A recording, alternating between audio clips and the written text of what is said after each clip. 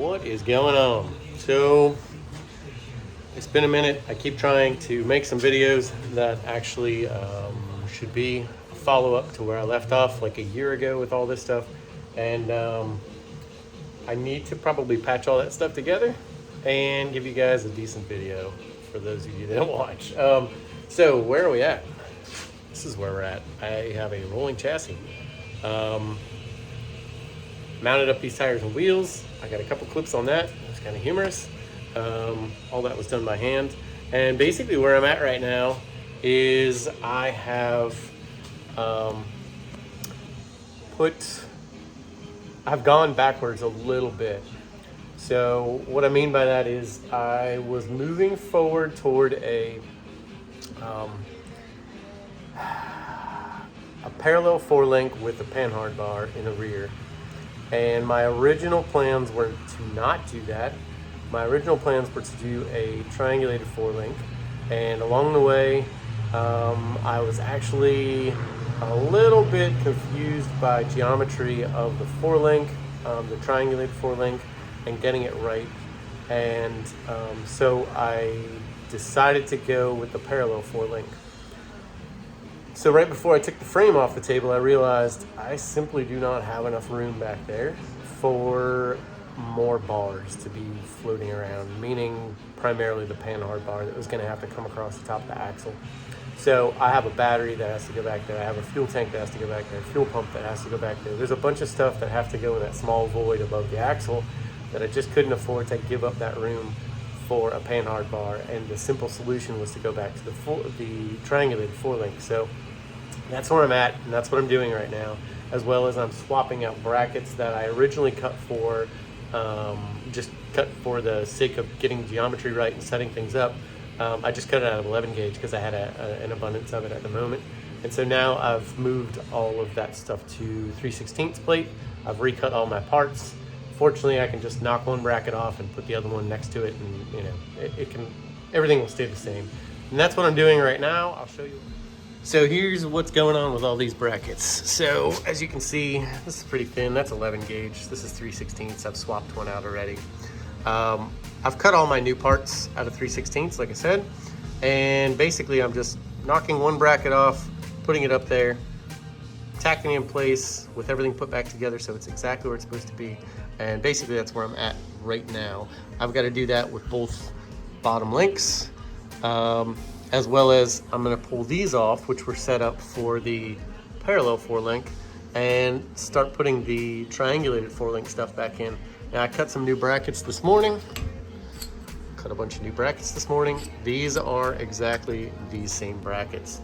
I just went with those because one, I already had the cut file for it, and two, as you see, if I move this up parallel with my level, which is, I'll get to that in a second, it's a projected line for me basically. You can see I'm just not going to make it with these brackets. Pay no mind to the metric hardware. I'm going to replace it all eventually. So yeah, I'm basically going to get back to this today, and my whole goal today is to get all my bracketry buttoned up on this rear differential and the frame. That's the shock mounts up there. Once I get all that stuff buttoned up completely and put in place, I'm going to go ahead and finish weld everything out today, and that means I will be able to move on from the rear suspension. Everything will be done back here. I can count on it all. I've got my coilover adjustable shocks that I'm able to make sure I hit this ride height that I've set up as static. This again puts the frame about 4 inches off the ground, bottom of the frame. I have plenty of adjustment in my springs to be able to do that and make sure I get there after the weight has sat down on this. So after that, then I'm going to move to the front. You see, I don't have the bones set up at all or attached to the frame. I've just got the front spring and cross member holding all that front end stuff in. So that is my plan to move to next. So I'm going to go ahead and get on to welding and taking care of all these brackets back here. Let's get it done.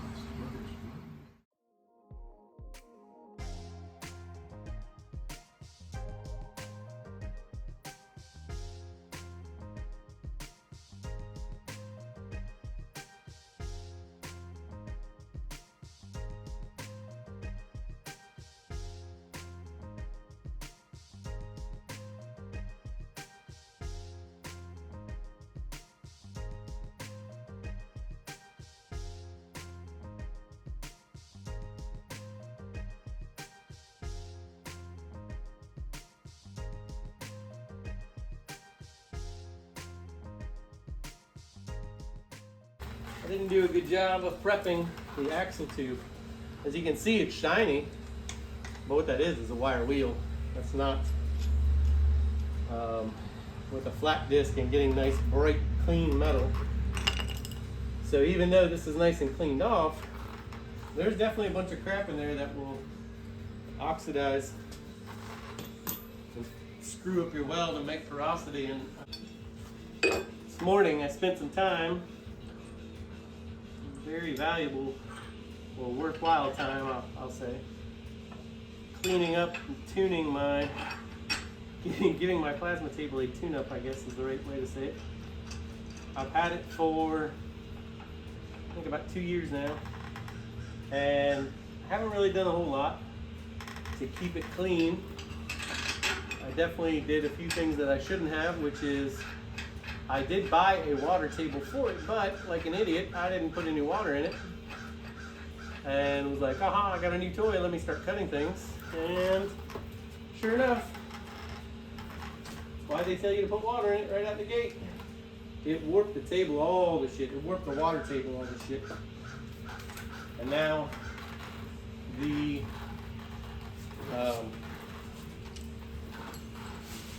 pan that holds the water is just, I mean, it's rippled everywhere.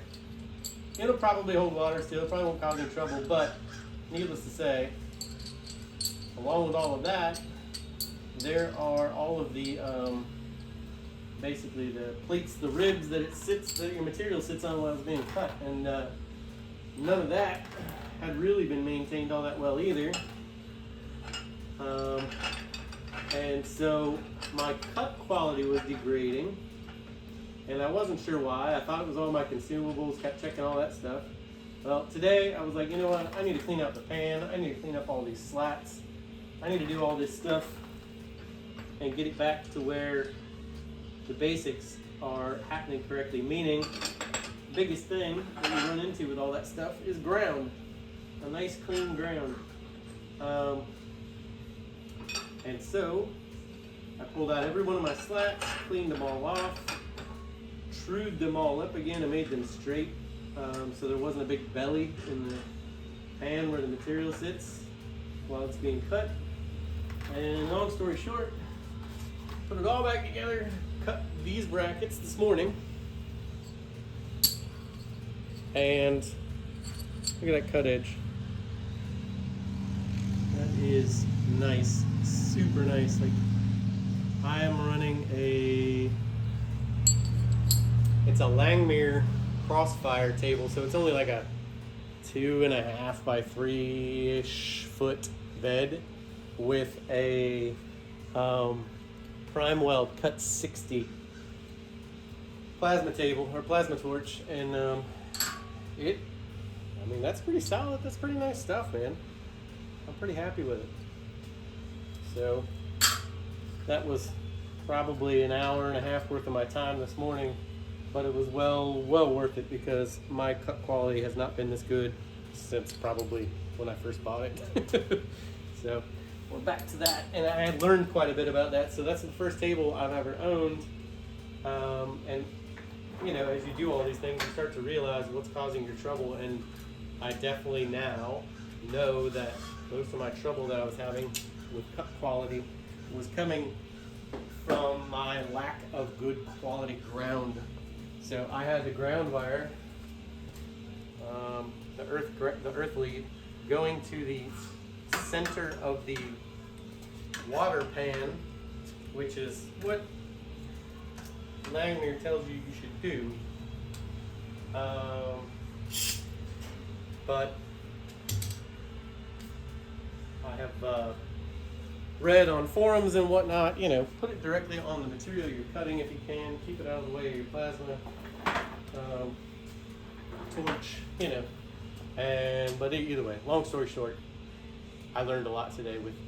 I absolutely understand that many of my cut problems were because my ground was so poor. It was coming through the pan, then to the slats, which were all dirty, then to the material, which was a dirty surface from between those two. Like, it was just a really, really piss poor scenario. So, learned quite a bit from that today. Now I know to keep all of my ground stuff good and clean, which not that I didn't know that, I just wasn't thinking about it.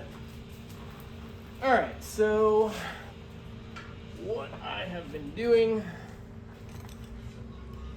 for this is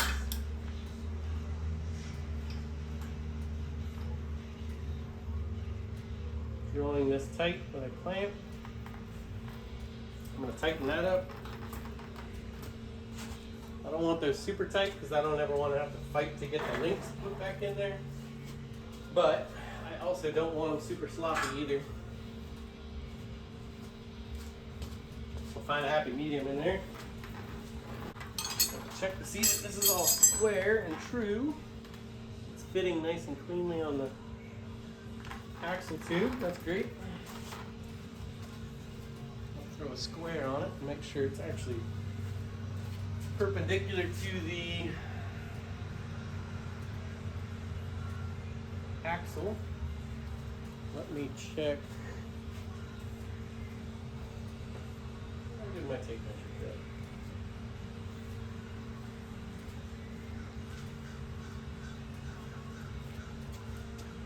Ah, there it is.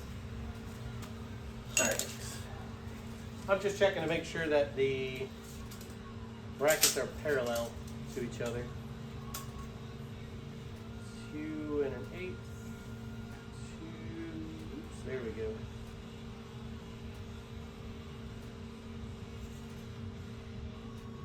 Yep, 2 1/8. 2 1/8. Yep, we're good now. That's nice and straight. I will again verify that this is all square. So I have a couple things that I use for actual squares. Got these. These are nice. These are actually machine feet that came off an engine. I think I talked about those before in another video. But it's nice because I can check square with them. This is looking pretty good.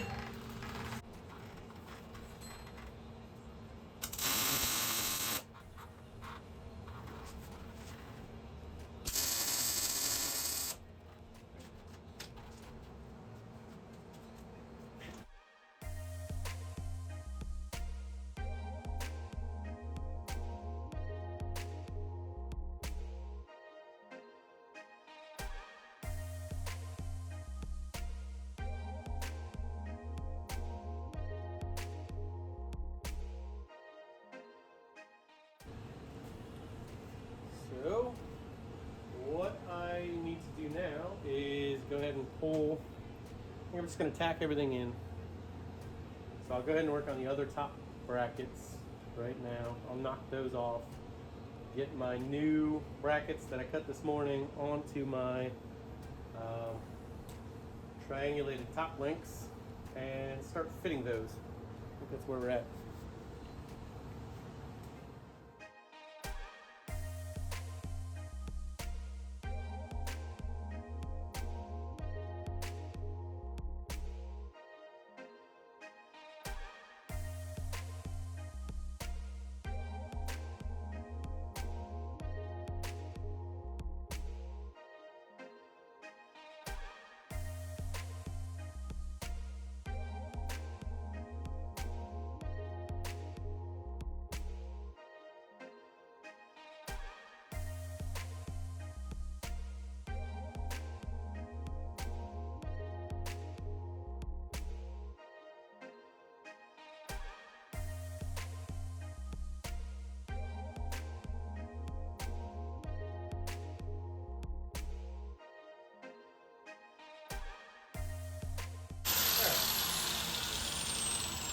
Now we are prepared to start fitting up the next section, which is the top link bars. Let me get you in here.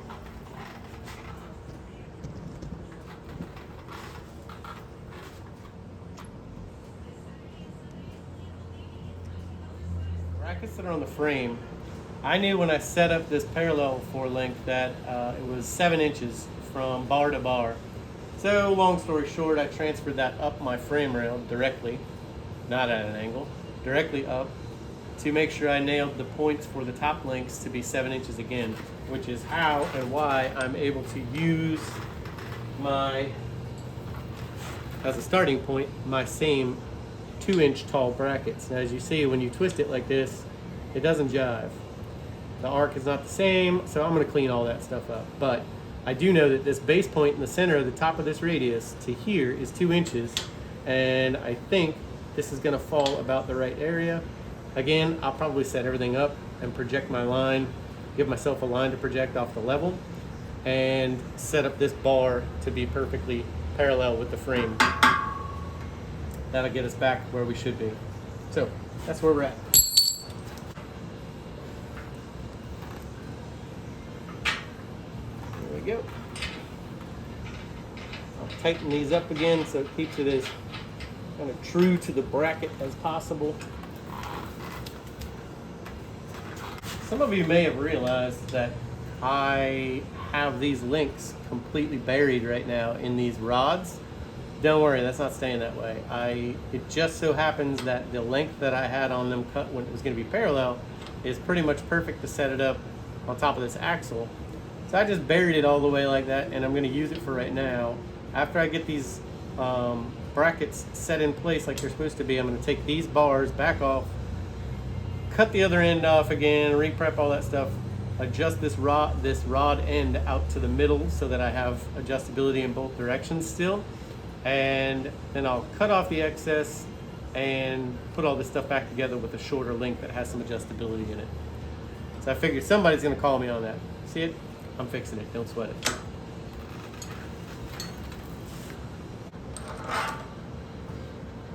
So that's not the right bracket. And if we point that downhill. Yep. Alright, so nope, that's quite a gap still.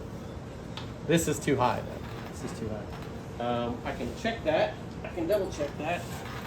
These were my original positioning. Oh, maybe they're not too high. They're a little too high. Not terrible though. Probably grind just a little off of these.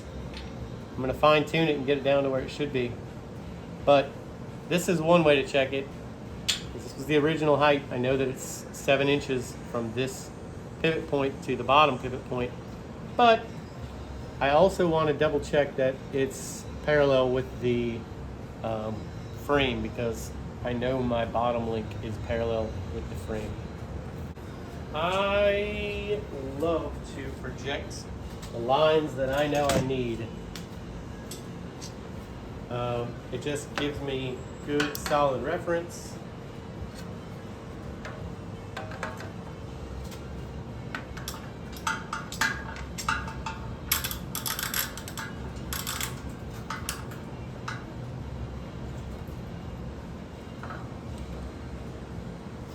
Alright, here's that one.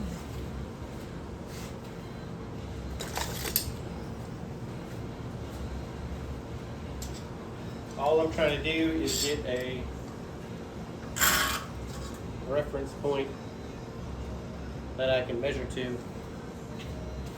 So now, where I didn't have anything that I could actually check where this is floating to, now I have something I can measure to directly.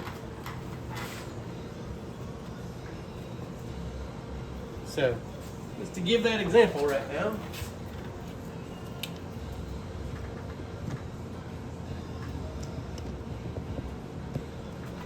let's see what we got.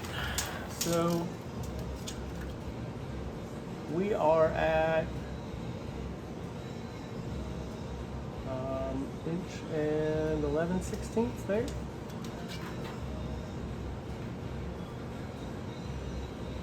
And actually we're spot on.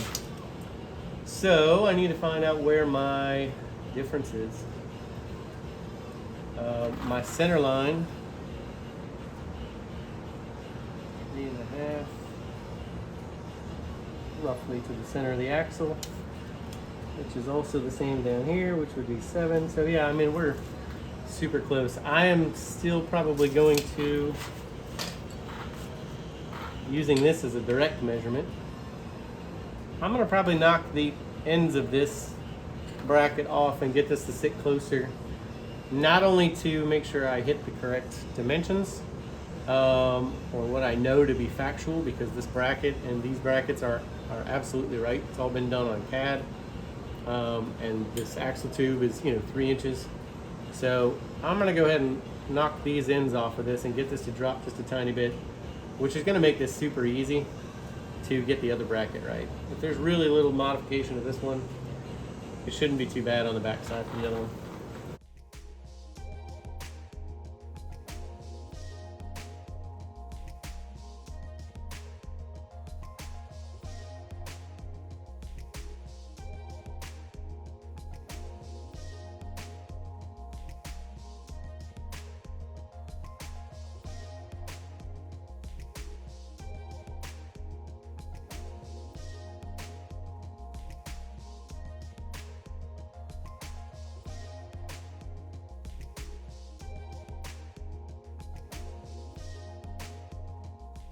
We'll use this bracket as a guide for height. Oh yeah, man, that's like spot on. It's great. Let me take a measurement just to see also.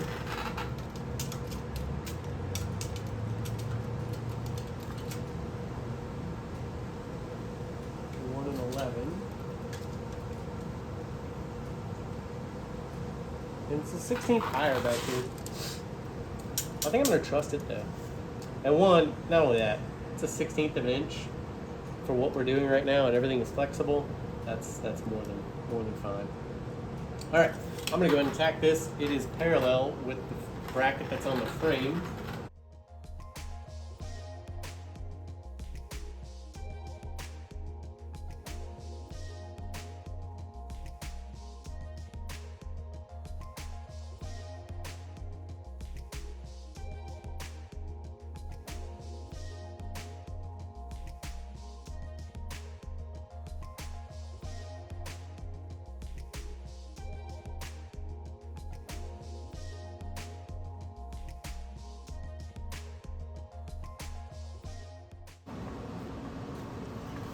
This bracket's a little warm, but man, we got really close right away.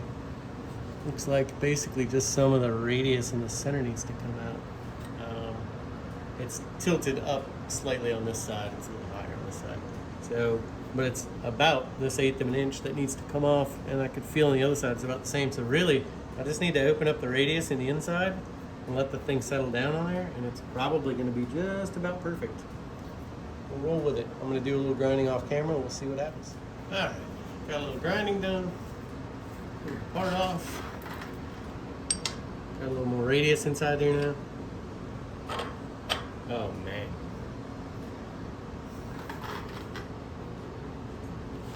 Got a little bit more to go. Just a little bit more. Sitting just a little high. And it actually looks like, pull this out and show you. You probably already saw it. This is a little peaked in the middle. I could do a little better job radiusing, smoothing this out, and it'll probably drop down where I want it. Be right back. All right, I think we're good. See? I brought that up like it should nicely. Oh man, that's a nice clean fit inside there. That's great. I like that. And man, that's like spot on, parallel with the other one. All of this is good. That's good. That didn't take long. I like that. I like it when that happens. So I'm going to spin a nut on this thing and probably tack it in place, and then we'll move to the other side.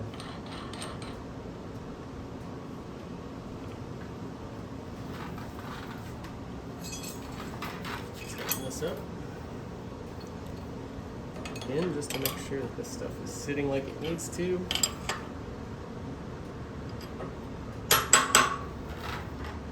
Yeah, that's good. That's really good. I like it.